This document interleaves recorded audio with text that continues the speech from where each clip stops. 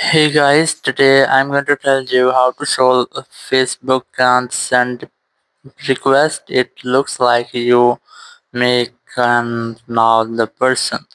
If you are using Facebook and you're having this type issue that you're not able to send friend request, so let's see how can you easily fix that issue. First of all, you have to make sure that you have a stable internet connection, because sometimes it might be happen when you haven't any stable internet connection.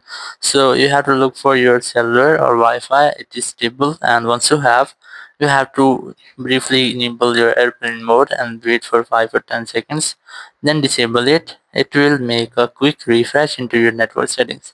Once you have connected to internet, you have to go to your app store, and here simply go for search and search for Facebook.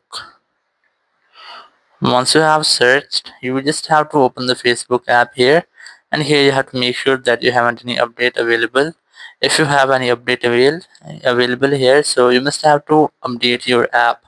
And once you have updated, you will not get any issues, something like that. But that Facebook can't send the friend request, or if you're still having the same issue, so you must have to